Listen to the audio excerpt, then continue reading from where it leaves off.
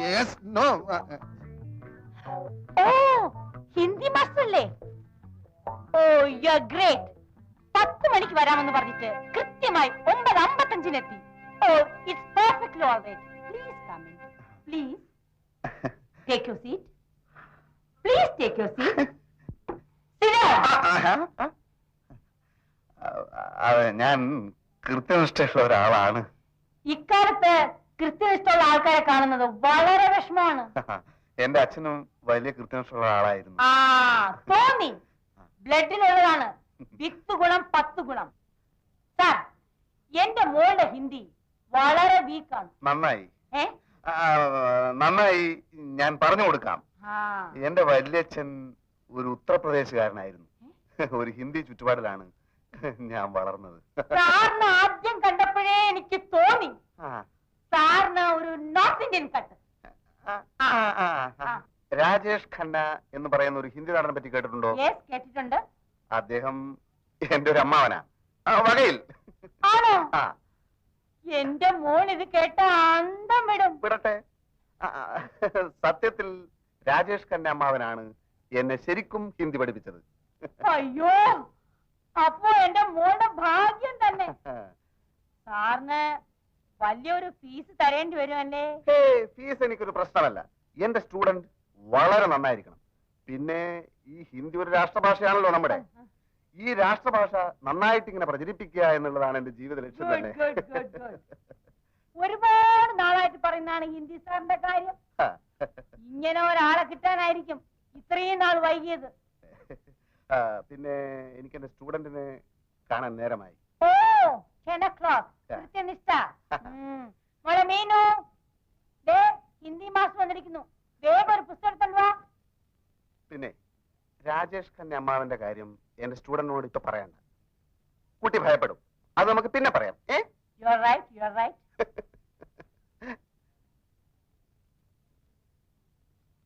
മീനു, ഇതാണ് ഹിന്ദി മാസ്റ്റർ രാജേഷ്. ഞാൻ സാറിന്റെ പേര് ചോദിക്കാൻ മറന്നുപോയി. ഭക്ത ഖന്ന. യെസ്, ഭക്ത ഖന്ന.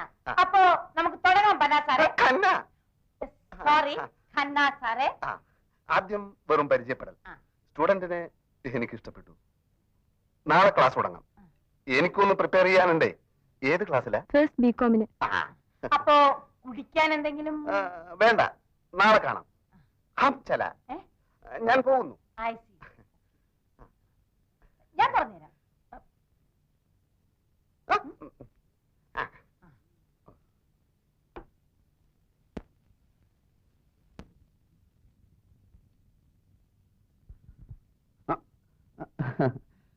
മാഞ്ഞു പോയതാ. അല്ല സാറ്, ഞാൻ മേജർ നായരുടെ മകളെ ഹിന്ദി പഠിപ്പിക്കാൻ വന്നതാ. മകളോ? അങ്ങനെ ഒരു മകളില്ലല്ലോ. മേജർ നായർ എന്റെ അച്ഛനാ. ഞാൻ അദ്ദേഹത്തിന്റെ ഒറ്റ മോനാ. ഹിന്ദി ക്ലാസ് എനിക്കാ. പക്ഷേ എന്റെ അമ്മ സ്മോൾ പോക്സ് വന്ന് കിടക്കുക. ഇവിടെ ക്ലാസ് എടുക്കാൻ പറ്റില്ല. സാറിന്റെ വീട്ടിൽ ക്ലാസ് എടുക്കാൻ അങ്ങനെ സൗകര്യം. എക്സാം എടുത്തിരിക്കുകയാണ്. പെട്ടെന്ന് ക്ലാസ് എടുത്ത് തീർക്കണം. അങ്ങോട്ട് പോവാ.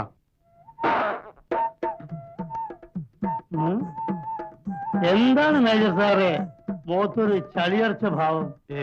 ഒന്നുമില്ല. എന്നാൽ എന്തൊരു മനസ്സിലുണ്ടല്ലോ. ആര് കോഴിക്കുഞ്ഞോ? കുറെ കാലയല്ലേ കണ്ടിട്ട്. ഞാൻ അല്പം ബിസിയായിരുന്നു വെച്ചത്.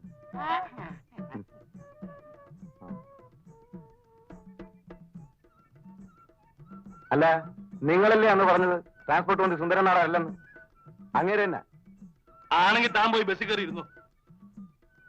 അന്തസ്സുള്ളവരായ പറഞ്ഞ വാക്കിന് വില വേണം മിസ്റ്റർ. അന്തസ്സിനെ പറ്റി താൻ കൂടുതൽ സംസാരിക്കണ്ട.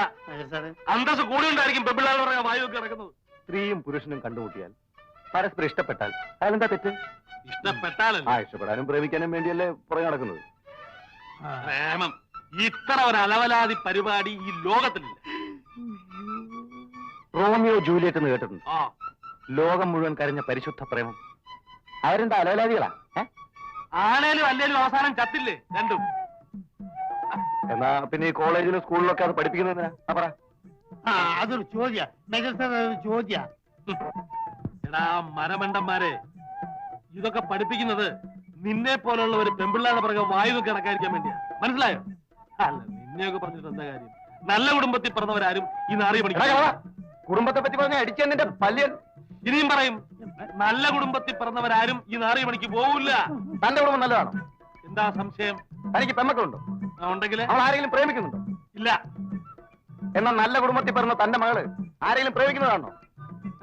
അതിന് വേറെ ആരെങ്കിലും മകളായിരിക്കണം. ബെറ്റുണ്ടോ?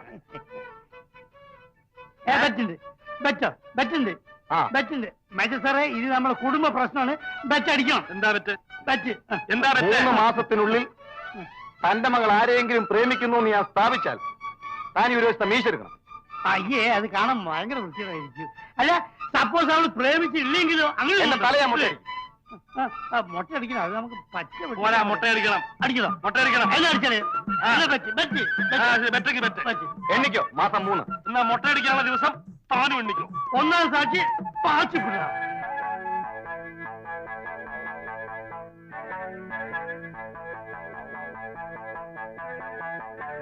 ഒന്ന് ചോദിച്ചോട്ടെ, അതിപ്രശസ്തനായ ഒരു ഫയൽവാൻ ഈ ഭാഗത്ത് എവിടെ താമസമുണ്ടല്ലോ, അദ്ദേഹത്തിന്റെ വീട് അറിയാമോ? പേരെന്താ? എന്റെ പേര് കോര. ഫയൽവാന്റെ പേര്? ഫയൽവാൻ വാസുപിള്ള. ആ, താനെന്തിനാ ഫയൽവാനെ കാണുന്നത്? അദ്ദേഹത്തിന്റെ കഴിവുകളെ പറ്റി പലരും പറഞ്ഞു കേട്ടിട്ടുണ്ട്. ആ വീരശൂരന്റെ ശിഷ്യനാകാൻ അടിയൻ ആഗ്രഹിക്കുന്നു. ഫയൽവാൻ വാസുപിള്ള അത്ര വലിയ മിടുക്കനാണെന്ന് എനിക്ക് തോന്നുന്നില്ല.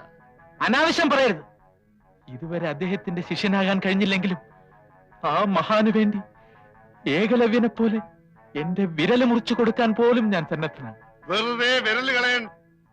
നിങ്ങൾ പറയുന്ന യാതൊരു കഴിവും അയാൾക്കില്ല. മിണ്ടരുത്. ഇനി ഒരക്ഷരം മിണ്ടിയ അടിച്ചു തന്റെ പല്ല വെക്കും. അത്ര വലിയ ഗുരുഭക്തിയാണോ? എന്നാൽ അതൊന്ന് കാണണമല്ലോ. ഫയൽവാൻ വാസുപിള്ള ഒരു തെണ്ടിയാണ്. ക്ഷമിക്കണം, എന്റെ ഗുരുവിനെ പറ്റി പറഞ്ഞപ്പോൾ എനിക്ക് നിയന്ത്രിക്കാൻ കഴിഞ്ഞില്ല. ഈ അടി എനിക്ക് കിട്ടിയ അംഗീകാരമാണ്. നിനക്ക് എപ്പോ വേണമെങ്കിലും വന്ന് ഗുസ്തി പിടിക്കാം. ഞാനാണ് ഫയൽവാൻ വാസുപിള്ള. ഗുരു